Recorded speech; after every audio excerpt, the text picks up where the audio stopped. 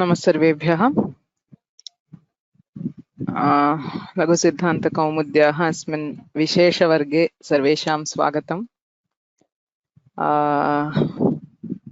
I'm very sorry that I didn't give much notice of this class. I thought it will be good to finish this discussion before we start the new chapter. And I think there is some problem with my webcam, so I will turn off the video.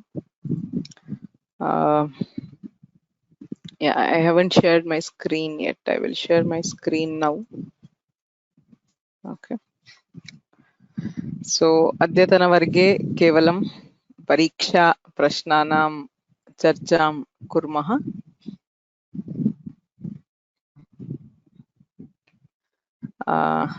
मङ्गलं कुर्मः। येनाक्षरसमाम्नायमधिगम्य महेश्वरात् कृत्स्नं व्याकरणं प्रोक्तं तस्मै पाणिनये नमः। वाक्यकारं वररुचिं भाष्यकारं पतञ्जलिं पाणिनिं सूत्रकारं च प्रणतोऽस्मि मुनित्रयं। नत्वा सरस्वतीं देवीं शुद्धां गुण्यां करोम्यहं पाणिनीयप्रवेशाय लघुसिद्धान्तकौमुदीम्।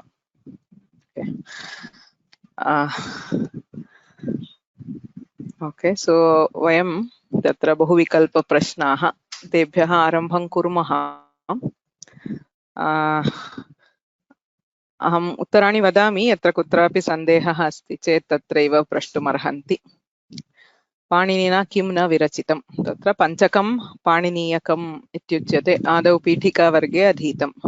अष्टकं धातुपाठश्च गणपाठस्तथैव च लिङ्गानुशासनं शिक्षा इति पञ्च ग्रन्थाः पाणिनिना विरचिताः इत्युच्यते। तत्र वार्तिकपाठः तत्तु प्रायः सर्वैः ज्ञायते एव।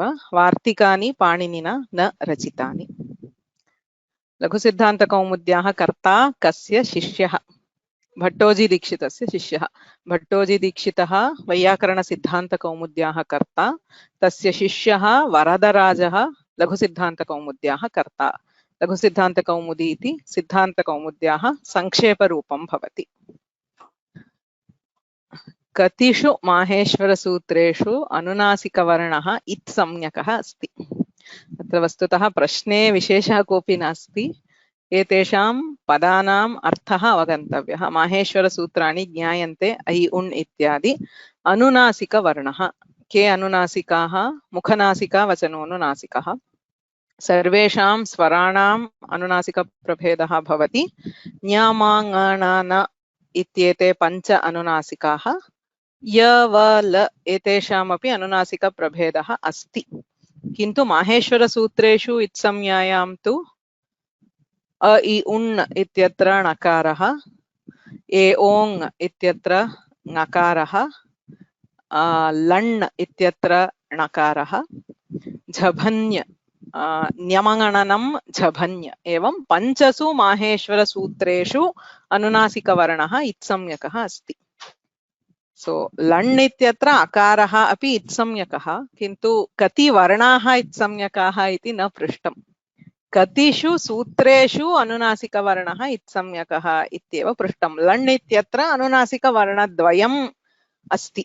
णकारः अनुनासिकः, अकारः अपि अनुनासिकः, किन्तु सूत्रं तु एकमेव।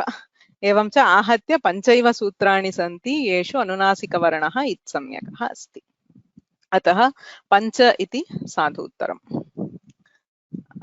अत्रापि प्रायः बहूनां सन्देहः आसीत्। उरण्ड्रपरः इति सूत्रे कति प्रत्याहाराः सन्ति? प्रत्याहारद्वयमस्ति। अण् इति एकः प्रत्याहारः। ऋकारस्य स्थाने यः अण् अ इ उ इति। र इत्यपि प्रत्याहारः रेफस्य लकारस्य। कैश्चन अण् विस्मृतः, कैश्चन र इति विस्मृतः। अतः अत्र प्रत्याहारद्वयम्। सो अण् इति एकं, र इति अपरम्। एतेषु किं किं सूत्रम् इत्संज्ञा विधायकम्? एतत्तु बहु सरलमेव अस्ति। हलन्त्यम् उपदेशे अजनुनासिक इति सूत्रद्वयम् इत्संज्ञा विधायकम्। तस्य लोपः इत्यनेन इत्संज्ञा न विधीयते, इत्संज्ञकवर्णस्य लोपः विधीयते। आदिरन्तेन सहेत इत्यनेन तु प्रत्याहारनिर्माणं बोध्यते। अतः हलन्त्यम् उपदेशे जनुनासिक इति सूत्रद्वयम् उत्तरम्। एषः कः वर्णः? प्रायः सरलम्। ओकारः सर्वदा दीर्घः, अनुनासिकः स्वरितः अस्ति।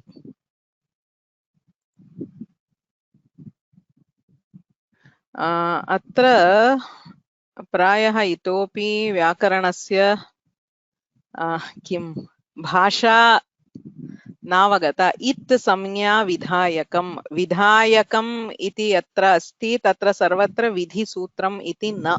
विधायकम् is not a paryaya for vidhiसूत्र. Vidhayakam just means what does the sutra do. So it can be samnya vidhayakam, means it gives a samnya. It can be sandhi vidhayakam. So yatra yatra sandhi vidhanam, samasa vidhanam ityadi uchyate tatra vidhisutram bhavati. Kintu itsamnya vidhayakam is a very accepted usage in Vyakarana. I think I've been using it from the first test. So you don't need to get confused by the term Vidhayaka. Vidhayaka has nothing to do with Vidhi Sutra itself. So Samjna Vidhayakam means it samnyam vidhatte, that which gives or defines it samnya ityeva arthaha. Okay. So don't get confused ever with Samnya Vidhayakam. So Samnya Vidhayakam nama itsamnyam bodhayati ityeva arthaha. विधायकम् इत्युक्ते बोधकम् इति स्वीकर्तुं शक्यते।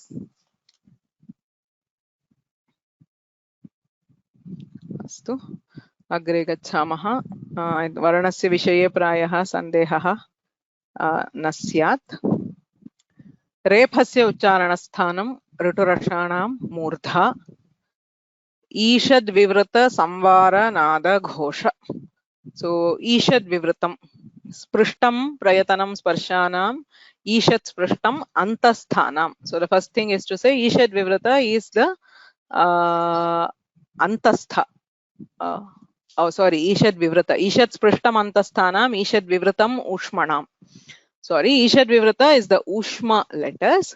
तत्र संवार नाद घोष, संवार नाद घोष इति मृदु व्यञ्जनानि भवन्ति। तत्र हश्, हशः संवाराः नादाः घोषाश्च। अतः हकारः ईषद्विवृत संवार नादघोष प्रयत्नवान् भवति। रामम् अस्मिन् शब्दे कस्याः संज्ञायाः अवकाशः नास्ति। अत्र संज्ञायाः कः अर्थः इत्येव ज्ञातव्यम्। सुप्तिङन्तं पदम्, रामम् इति सुबन्तम् अस्ति द्वितीया विभक्त्यन्तम्, अतः पदसंज्ञा अस्ति। अनुनासिकः मुखनासिका वचनः, मकारः अनुनासिकः अस्ति। टि अचोन्त्यादि टि, अत्र अन्त्यादि अम् इति टिसंज्ञकं भवितुम् अर्हति। तर्हि संयोगः, हलोनन्तरा संयोगः, अज्भिः अव्यवहिताः हलः अत्र न सन्ति। So there is no संयुक्ताक्षर in रामम्. That's all it was. अनचिच इत्यनेन कस्य वर्णस्य द्वित्वं विधीयते? What is the स्थानी in अनचिच? So अचः परस्य यरः द्वे वा स्तः न तु अचि इति सूत्रार्थः। यरः द्वित्वं भवति। So यरः इति समीचीनम् उत्तरम्। सुध्युपास्यः इत्यत्र यकारलोपस्य प्राप्तिः केन सूत्रेण? So what is a sutra by which there is a possibility of yalopa? Yalopa does not happen. यलोपः न भवति एणः प्रतिषेधो वाच्यः इति वार्तिकेन, किन्तु प्राप्तिः कथम्? मया वर्गेपि उक्तं प्राप्तिः इत्युक्ते संभवः अस्ति किन्तु कार्यं न भवति इत्यर्थः। अतः अत्र लोपः केन प्राप्नोति? संयोगान्तस्य लोपः। सुध्य इति संयोगान्तं पदम्, अतः संयोगान्तस्य लोपः इत्यनेन लोपे प्राप्ते वार्तिकेन निषिध्यते। ऋत् इत्यनेन कति वर्णाः गृह्यन्ते? अत्र पुनः सन्देहः बहूनाम् अस्ति इति मन्ये। तत्र तपरकरणम् अस्ति। तपरस्तत्कालस्य इत्यनेन तत्कालसवर्णानां ग्रहणं भवति, किन्तु तत्र तत्कालसवर्णाः के? ऋकारस्य के सवर्णाः? ह्रस्व दीर्घ प्लुत ऋकाराः, ह्रस्व पुलुत लकाराः अपि सन्ति। ऋ लृ वर्णयोः मिथः सावर्ण्यं वाच्यम् इत्यनेन लकारः अपि सवर्णः। यदा तपरकरणं क्रियते यथा ह्रस्वः ऋकारः गृह्यते तथैव ह्रस्वः लकारः अपि गृह्यते। अतः ऋत् इत्यनेन ह्रस्व ऋकारस्य षट् ह्रस्व लकारस्य षड् इति 12 वर्णाः गृह्यन्ते। So ऋत्, it represents hrasva, but the hrasva there has both hrasva r and hrasva l. Okay, so both of them are considered. ऋत् इत्यनेन 12 वर्णाः गृह्यन्ते इति उत्तरम्। किं सूत्रम् आद्गुणः इत्यस्य अपवादभूतं न भवति इति प्रश्नः। वृद्धिः, वृद्धिरेचि इति वृद्धिः गुणस्य अपवादः, right? So आद् अचि गुणः आदेचि वृद्धिः. So वृद्धि is an apavada to guna. Upasargad riti dhatau is an apavada because a plus r would have been ar by guna, anena tu vruddhihi vidhiyate. Savarna dirghaha api akarasya amshe gunasya apavadah. Echo yavayavaha iti tu gunasya apavadah na, because for h there is no prapti of guna, so it is not an apavada to guna. भूवादयो धातवः सूत्रस्य अर्थः कः? अत्र सूत्रे अंशद्वयम् अस्ति, भू वा आदयः. सो तत्र वा इत्यस्य ग्रहणविषये वर्गे अपि उक्तं, तत्र अन्येपि अंशाः सन्ति, किन्तु सूत्रे अंशद्वयं प्राधान्यं वहति। भ्वादिषु पठिताः इति अस्ति। भू इत्यादि धातुपाठे पठिताः इति प्रथमः अंशः। क्रियावाचिनः भ्वादयः क्रियावाचिनः धातुसंज्ञाः भवन्ति। वा इत्यस्य उदाहरणमपि अस्माभिः दृष्टं। वा इत्यस्य विकल्पार्थः और इत्यर्थः यत्र अस्ति तत्र धातुसंज्ञा न भवति। यत्र गतिः गतिगन्धनयोः इति धातुः वाति वायुः वाति इत्यादि क्रियावाचित्वे एव धातुसंज्ञा भवति, अन्यथा न भवति।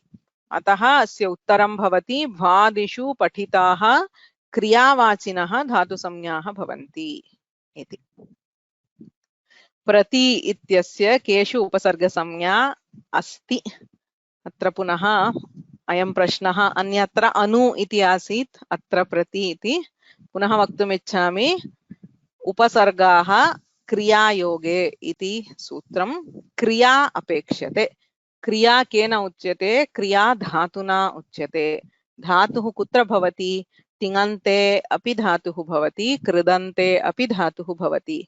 अतः तिङन्तं वा कृदन्तं वा उभयत्रापि उपसर्गसंज्ञा भवत्येव।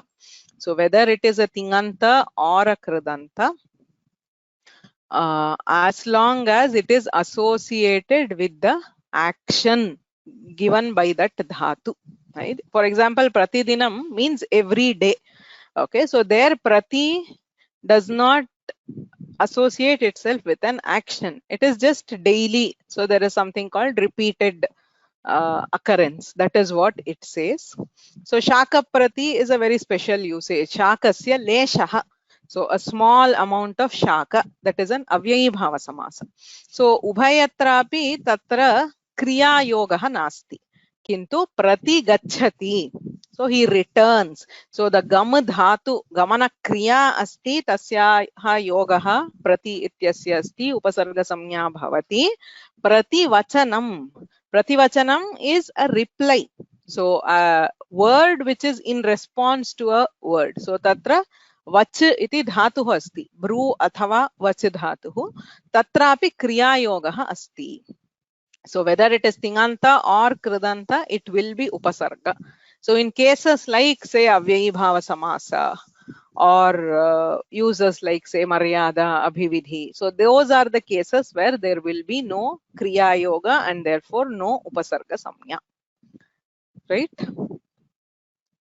Patanjalihi kaha sandhihi patat anjalihi shakandhvadishu pararupam vachyam iti vartikena pararupa sandhihi bhavati. Kaha sandhihi ekadesha sandhihi na. So ekah purvaparayoho ityadhikare nasti ityarthah.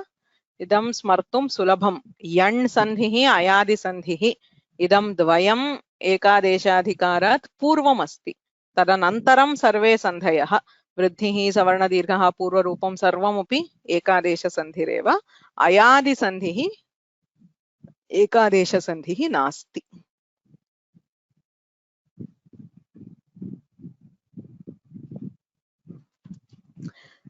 So prativachanam can also be taken as a noun form. Yes, undoubtedly it is a noun. All kridantas are nouns. There is no doubt about it. Sarve kridantaha pratipadikani bhavanti ataha subantaha api bhavanti. The prati in there is an upasarga. Prati everywhere it is an avyaya. Okay, so that's not this one. Whether it has nothing to do with whether it is a kriya pada or a namapada. Okay. As in a subanta or a tinganta to talk of it technically. So next, anekal adeshaha kasya sthane bhavati. So this is a direct question. Anekal shit sarvasya adeshaha bhavati. Ami asya kena sutrena pragrihya samnya bhavati. Adasomat. Adasaha matparau idutau. It is not dvivachana, it is bahuvachana. So adasomat ityanena pragrihya samnya bhavati.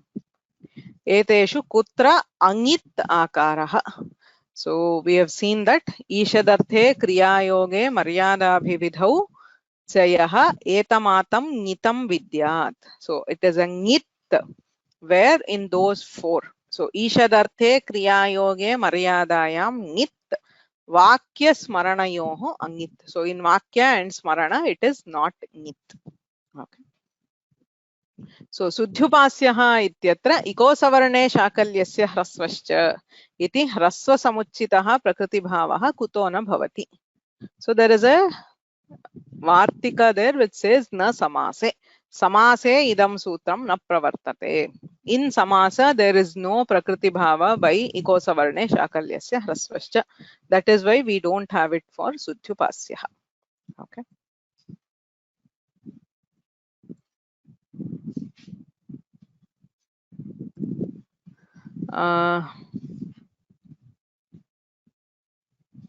Please explain Smaranam how. No, that is, I think you can refer to that Nipata Eka Janang where we discussed the difference between Angit Akara and Angit Akara. So there are 4 cases where it is Ngit. So if you can maybe go back and look at those slides. There it is clearly there. So there are 4 meanings in which it is Ngit and there are 2 in which it is not Ngit. Okay.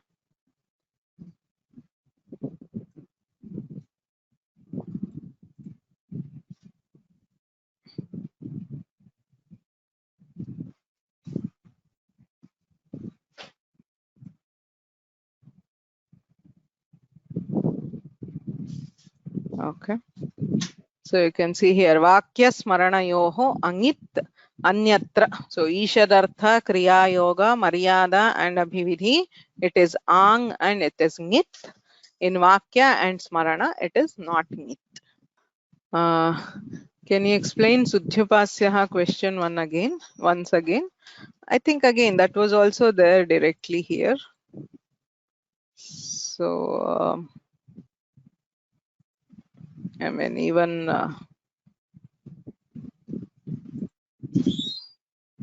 okay. So okay, probably came after this. न समासे ह्रस्व समुचित प्रकृति भावस्य निषेधः वाप्यश्वः. So इको सवर्णे शाकल्यस्य ह्रस्वश्च इति सूत्रे इदं वार्तिकमस्ति. So samase there is no prakriti bhava or hrasva. That is a direct nishedha by the vartika and therefore it does not apply. Okay. So we'll go back quickly. So sandhi vidhayakam shastram chinuta. I think these are all very direct questions. Go yutihi. So adva parimane cha ityanena gavyutihi. Pra edhate praidhate etyedhatyutsu iti vruddhihi. Shiva ehi shivehi ityanena angi omangoscha ityanena पररूपं भवति। गो इन्द्रः, इन्द्रे च इत्यनेन नित्यम् अवङादेशः गवेन्द्रः. So among these there is also adgunaha there after the avangadesha, but the question here was the first step of the sandhi. So among the options it is only indrecha which applies. Okay.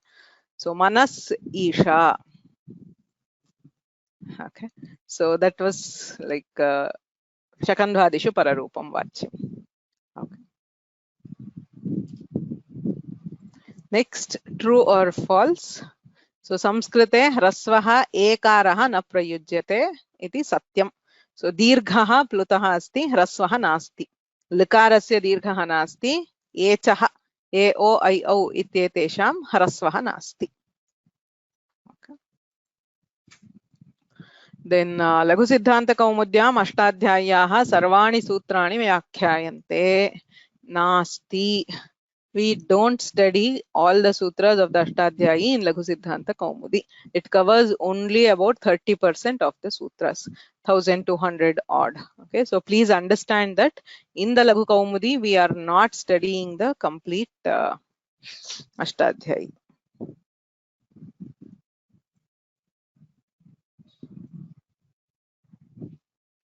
Okay. हल्वर्णादनन्तरं विसर्गः भवितुमर्हति न भवति अचः परौ अनुस्वार विसर्गौ ityasti.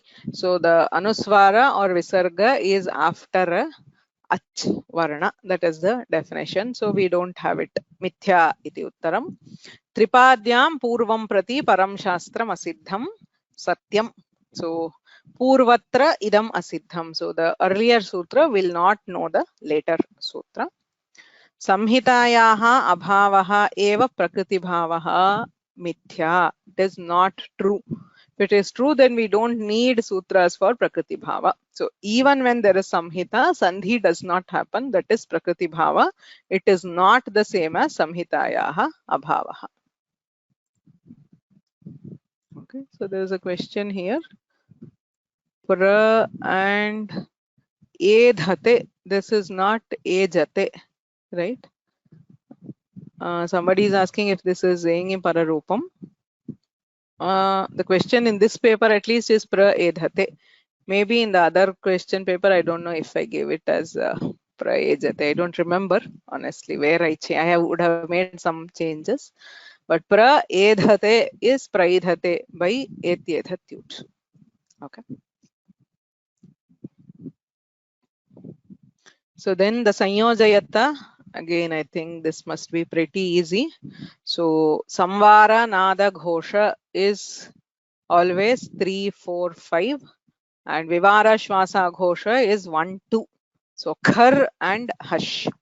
Alpa prana is 1, 3 and 5. Mahaprana is 2, 4. And then sprishta, all varnas of any varga are sprishta. Skadayo mavasanaha sparshaha. So again, this one also very direct.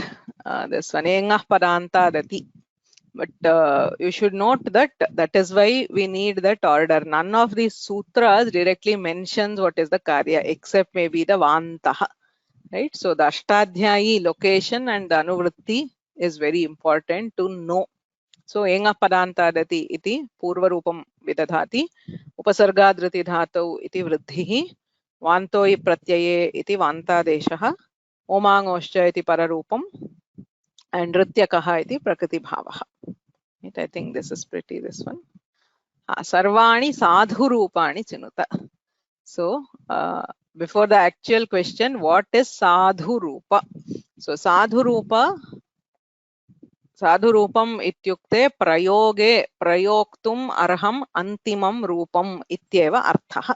So they are not the intermediate steps that we get during sandhi, right? So generally, as you have seen, there are many cases where we do successive steps, but all of them are not sadhu rupas. There are some times where you cannot stop in between. For example, we will see the Sudhyupasyaha. So what is Sadhurupa? Finally, what are the correct forms that you get? Only those are called Sadhurupa. Sadhu ityukte prayoktum arhani rupani ityartha. So if there is some intermediate form, it need not be sadhu. अतः अत्र सुध्युपास्यः इत्यत्र अस्माभिः किं क्रियते? So let me take that out somewhere.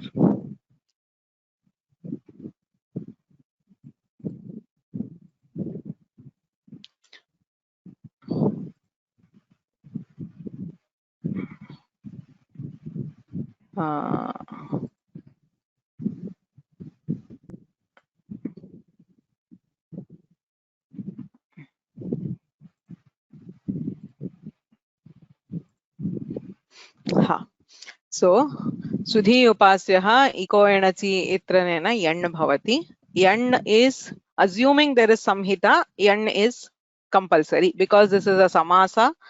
Samhita is compulsory and therefore yanadesha is compulsory, which means Sudhi Upasyaha is not a correct form. You cannot do any kind of prakriti bhava or anything because as we discussed iko savarne shakalyasya hrasvascha ityapi na bhavati samase atah atra yan sandhihi nischayena karaniyah. Okay, that is the first thing. Yan sandhau krite dvitvam vikalpena bhavati. Anachicha ityanena dvitvam vaikalpikam. So yadi dvitvam kriyate tarhi su th y upasyah iti bhavati. किंतु द्वित्वं कृत्वा एवमेव प्रयोगः कर्तुं न शक्यते. You cannot use this because this jhalam jash jhashi is a compulsory sutra. It doesn't allow you to retain the dhakara. यदि द्वित्वं क्रियते तर्हि निश्चयेन जष्ट्वं करणीयं यदि संभवः अस्ति. If the conditions for jhalam jash jhashi are satisfied, you have to compulsorily do it. You don't have a choice there. तर्हि द्वयमेव साधुरूपं भवति सुध्युपास्यः अथवा सुध्युपास्यः. कुत्र विकल्पः अस्ति? अनचिच इति द्वित्वस्यैव विकल्पः अस्ति. यण् अपि वैकल्पिकं नास्ति, जष्ट्वम् अपि वैकल्पिकं न. Okay, so in what we have studied there are only two correct forms. There are some other correct forms if you have studied the Siddhanta Kaumudi, but among these four options, only two are correct, which is one with a single dhakara and the one with dakara dhakara. So sandhim vina rupam na sadhu. Kimartham tatra samhita nitya. Samhita asti chet yan sandhihi api nityaha. You cannot prevent yan sandhi. Suddh yupasyah ityapi asadhu. यतोहि तत्र झलाम झषि इति नित्य सूत्रम निश्चयेन करणीयम. So even though we meet this in between, it is not considered a sadhurupa. So sadhurupa is the final correct form. It is not an intermediate form. Okay. अतः अत्र रूपद्वयम् एव साधु भवति. गो अग्रम इत्यत्र तु रूपत्रयम् अस्ति. किमर्थं? तत्र प्रकृतिभावः विकल्पेन भवति. Avang adeshaha api vikalpena bhavati. But once you do avang, you have to do savarna dirgha. So you will have gavagram, go agram. Ubhayam na bhavati chet engah padantadati ityanena purvarupam bhavati gogram. Gavagram iti tu na bhavati. Kimartham?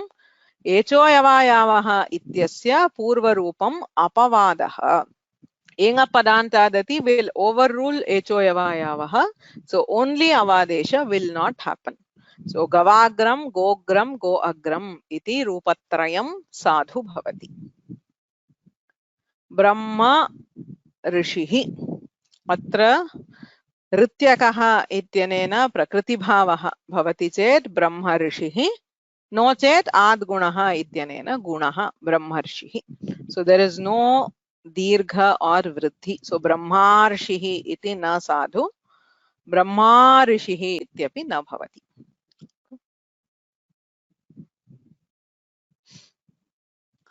कवि इमौ. अत्र कविः कवि इति द्विवचनम् ईकारान्तं द्विवचनम् अत्र प्रगृह्य संज्ञा भवति नित्यं प्रकृतिभावः ईरूदे द्विवचनं प्रगृह्यम् इत्यनेन प्रगृह्य संज्ञा प्लुत प्रगृह्या अचि नित्यम् इदमपि वर्गे उक्तं यू cannot do इको सवर्णे शाकल्यस्य ह्रस्वश्च if there is a possibility for Pluta Pragrihya Achi Nityam, you have to do that because it clearly says Nityam. So even though you can do say Iko Savarne here, it will not happen. So if there is a clash between Pluta Pragrihya Achi Nityam and Iko Savarne, it is the Nitya Prakriti Bhava. So Pragrihya Samya Asti Ityataha Atra Nityameva Prakriti Bhavaha Bhavati Kavi Imau Ityeva Rupam Bhavati.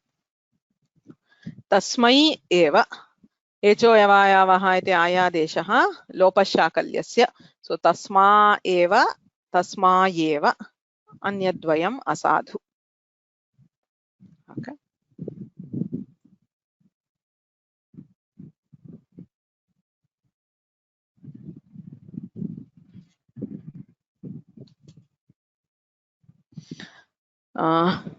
ante so this was I think just a desperate attempt to come up with some questions because multiple choice questions are very difficult to give. Honestly, it's much more easier to give a descriptive question. I can just say, okay, explain Ikoenachi or explain whatever the sutra. But these are much more difficult to think of. Okay?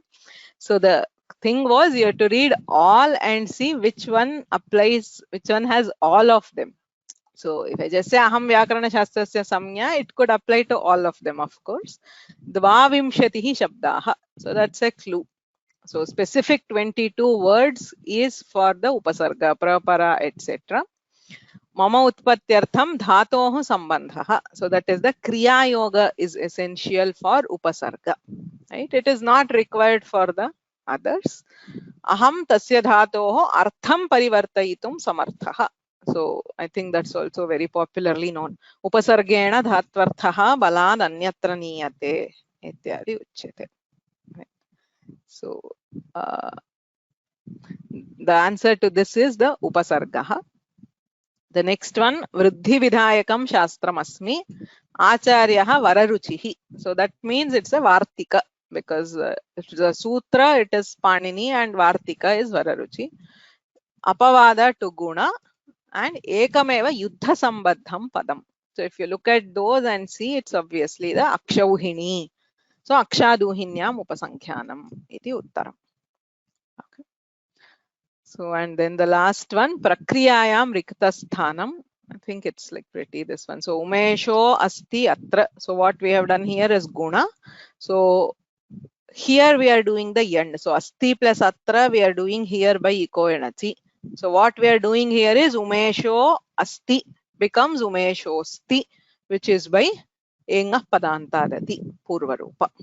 So Umeshosti Atra is the blank and then we do end. So do it as Umeshosti Atra. Okay.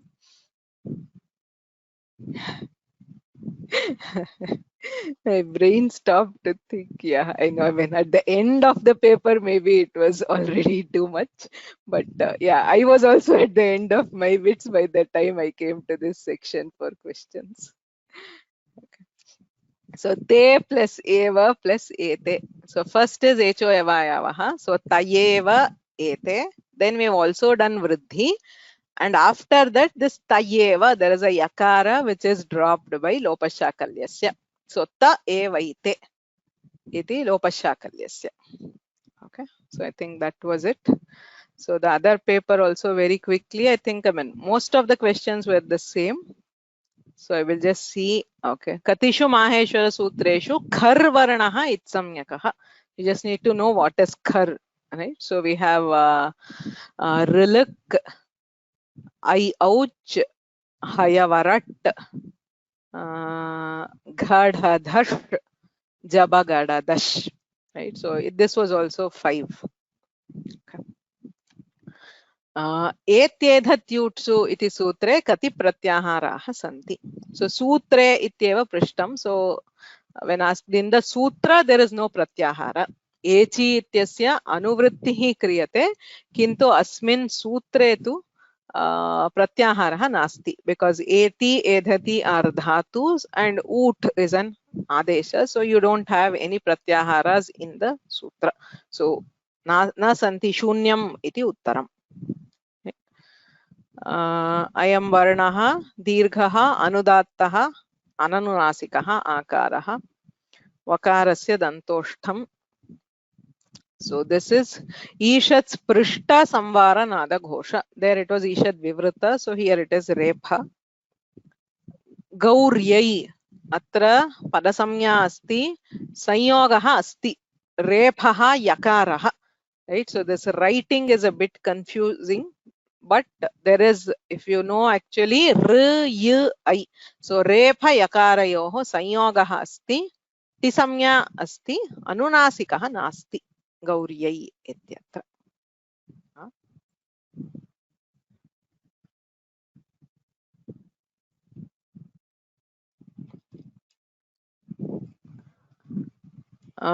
अचोरहाभ्यां द्वे इत्यनेन कस्य वर्णस्य द्वित्वं विधीयते? अत्रापि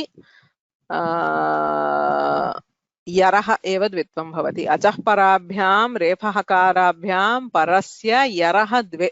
So in both अनचिच and अचोरहाभ्यां द्वे यर्वर्णस्य एव द्वित्वं भवति. So एत् इत्यनेन कति वर्णाः? अत्र तु षडेव.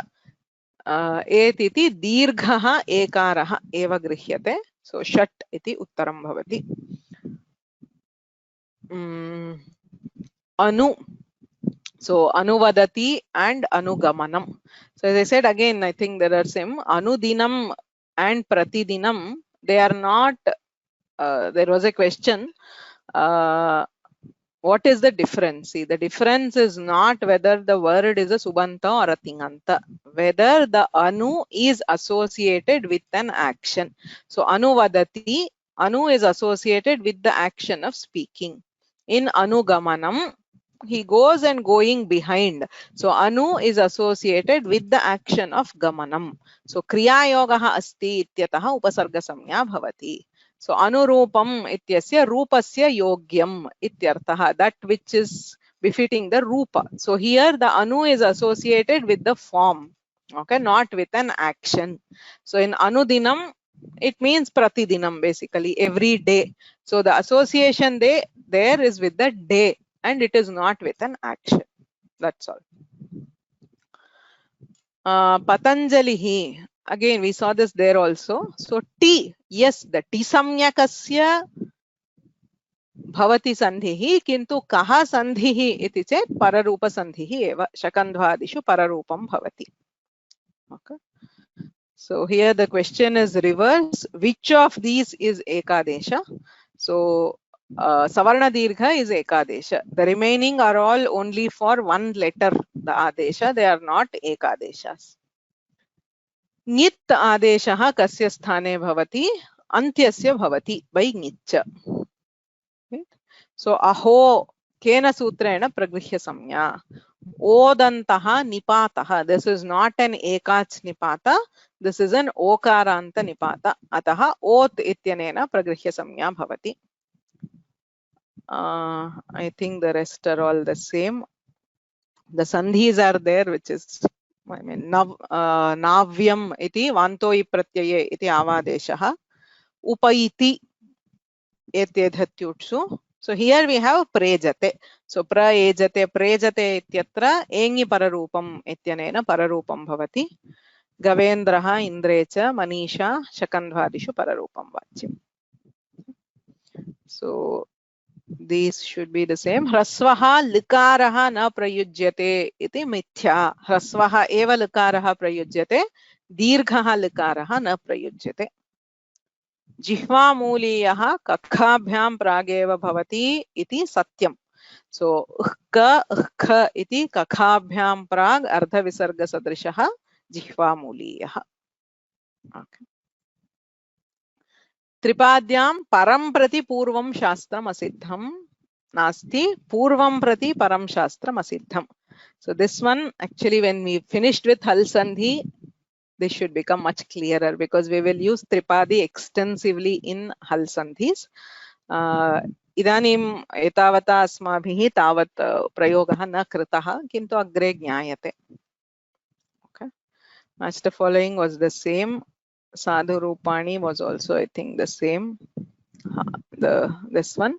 So here व्याकरणशास्त्रस्य संज्ञा अस्मि मां विना भाषायाः प्रयोगमेव कर्तुं न शक्नुवन्ति. अपदं न प्रयुञ्जीत इत्यस्ति. पदसंज्ञा अस्ति चेदेव प्रयोगः कर्तुं शक्यते. नास्ति चेत् प्रयोगः कर्तुं न शक्यते. You cannot use only a dhatu or only a pratyaya separately. It has to join and become a pada. So द्विविधं प्रत्ययम् आश्रित्य अहं जीवामि. So कीदृशं तुप् तिङ् तथा सुप्. So सुप् तिङन्तं पदम्. पूर्वरूपसन्धौ, because it says एङः पदान्तात्, तत्र पदसंज्ञायाः अपेक्षा अस्ति. गो शब्दः तत्रापि पदान्तात् इति अनुवर्तते. अतः पदम् इति अस्य उत्तरम्. संज्ञाविधायकं शास्त्रं प्रथमपादे अस्ति एकपदात्मकः. There is a single word and सर्वान् अच् सन्धीन् बाधितुं समर्थः. I can prevent all अच् सन्धीस्. वै प्रगृह्य संज्ञा दीयते ओत् इत्यनेन प्रगृह्य संज्ञा अस्ति इत्यतः प्रकृतिभावः भवति इति आशयः. So अत्र एहि अग्रे अत्रेहि इति भवति. तत्र एङि पररूपम् इत्यनेन पररूपं भवति. So this should also have had isha probably. It's okay. So नास्ति असाध्यं नास्त्यसाध्यं नास्त्यसाध्यम्. धकारस्य द्वित्वं कृतं. द्वित्वे कृते झलां जश्झषि इत्यनेन दकारादेशः भवति. Okay. So एतावदेव अत्र अस्ति. So the descriptive answers tatra kim. I will correct all the papers and send it back to you with some feedback. But samayah apekshate. Prayah 260 people almost have written the test. So it will definitely take a few weeks to correct all those papers. I will get back to you, but please be patient. So in the meantime, there is a sample answer paper. Asya, I will upload this in the course page. So this paper has the answer, some model answers. Your answer need not be exactly the same. It is only an indicator to let you know what kind of answers were expected. And it also gives some evaluation criteria. Like say, if I'm marking, how will I give? Say if there is a meaning and example, you will get 2 marks for the first main. So सर्वेषामपि प्रश्नानाम् अत्र उत्तराणि सन्ति. एतद् भवन्तः द्रष्टुम् अर्हन्ति. किन्तु भवतां यानि पत्राणि सन्ति तेषां एकवारं विलोक्य प्रतिस्पन्दमपि अहं प्रेषयिष्यामि.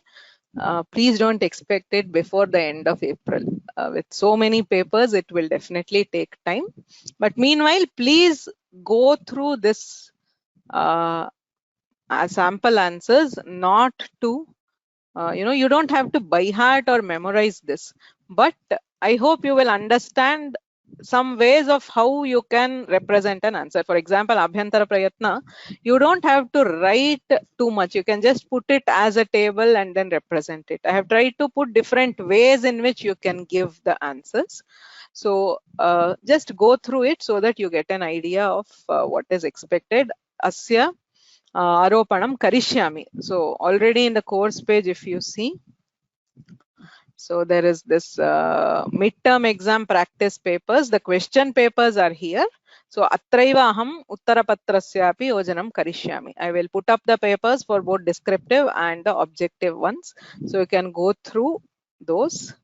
And if you have any questions now, also you can ask. We have 10 minutes. And otherwise you can also ask later. Okay.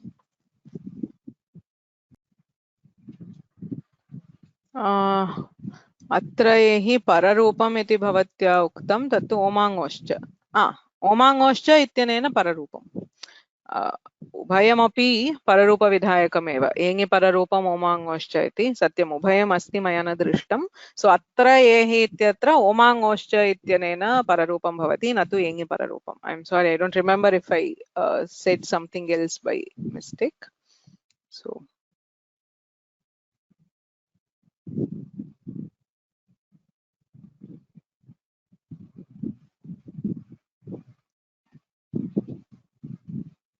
okay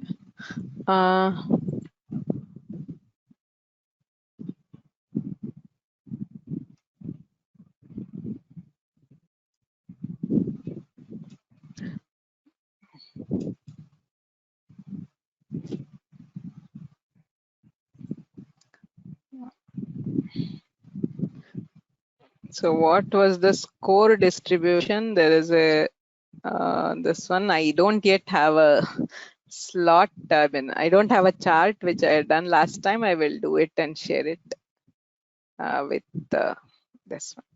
Okay.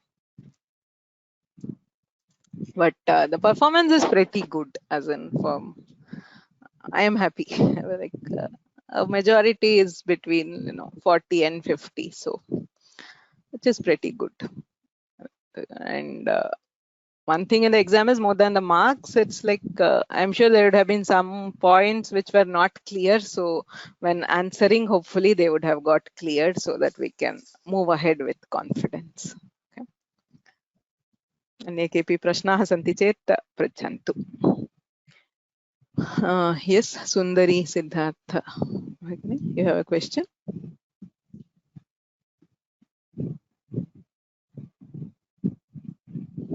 You can unmute yourself if you have a question. Na shruyate Bhagini. Sundari Bhagini, are you speaking? I can't hear you.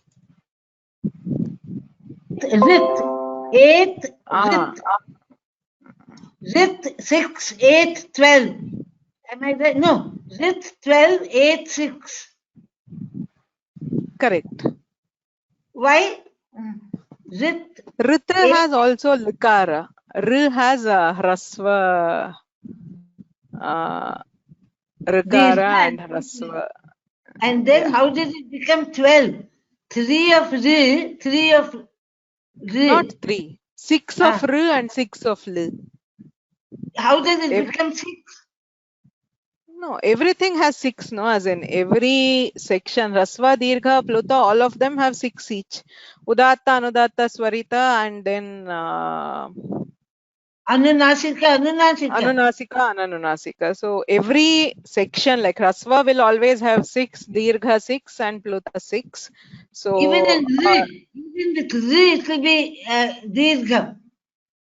Also, if we remember the 1 second, I will show. I think maybe that. Okay. So where is it? So in Hrasva, as you can see, you have 6 here and 6 here. So all these are Hrasvas. 1, 2, 3, 4, 5, 6, 7, 8, 9, 10, 11, 12. Oh. Dirgha. Hrasva and Pluta. No Dirgha. Yes. So Lukara has no Dirgha. So 6 forms are minus. But so 6 Hrasvas of Rukara and 6 Hrasvas of Lukara. Oh, so when you say Rit, it is only Hrasva. Yes. Correct. Okay, I got it. And Ait is 12.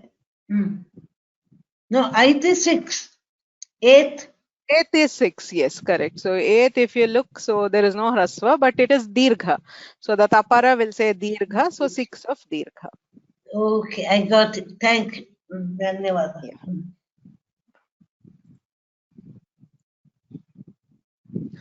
Sandhim vina api sadhurupam va. It depends. If it is a samasa, yadi samasah asti tarhi tatra sandhim vina sadhurupam na bhavati.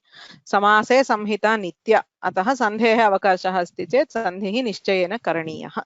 You cannot keep it without sandhi in a samasa. Okay, unless of course rityakaha ityanena bhavati. Otherwise you cannot have it. Okay.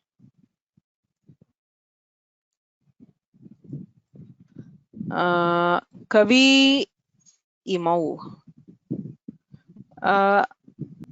कवि इमौ इत्यत्र I think I don't know if I had it on slides. So कवि इमौ इत्यत्र उभयोः अवकाशः अस्ति. Should it be इको सवर्णे शाकल्यस्य ह्रस्वश्च or pluta pragrihya achinityam. So this is ik, and but anyway this is not asavarna. So in any case you will not have iko savarne shakalyasya hrasvascha. So kavi imau ityatra idured vivachanam pragrihyam iti pragrihya samya pluta pragrihya achinityam iti prakriti bhavah atah ekameva sadhu rupam kavi imau. So that is the only correct form. None of the other forms are correct. Okay. So prativachanam, vachanam subantam va dhatuhu va. Please understand that question is not valid. Vachanam iti subantam kintu tatra dhatuhu asti. All kridantas you have a dhatu. From the dhatu you are deriving a kridanta. Say pachakaha iti dhatuhu va subantah va iti chet subantameva. Kintu tatra pachadhatuhu asti ataha pakakriya asti. So whenever you are deriving it from the dhatu, you have that kriya. And when a pradi is associated with that kriya, then we call it an upasarga. Okay.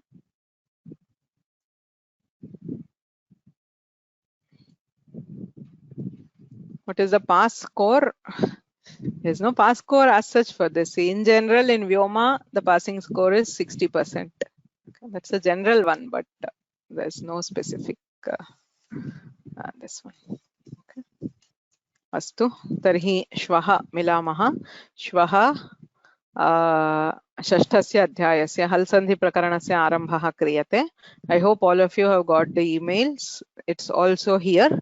So the materials are also loaded here. So you have the slides, the exercises and everything. So you can keep it ready. You can download and keep it ready. Okay. So we'll be starting Halsandhis tomorrow. येनाक्षरसमाम्नायमधिगम्य महेश्वरात् कृत्स्नं व्याकरणं प्रोक्तं तस्मै पाणिनये नमः. वाक्यकारं वररुचिं भाष्यकारं पतञ्जलिं पाणिनिं सूत्रकारं च प्रणतोऽस्मि मुनित्रयम्.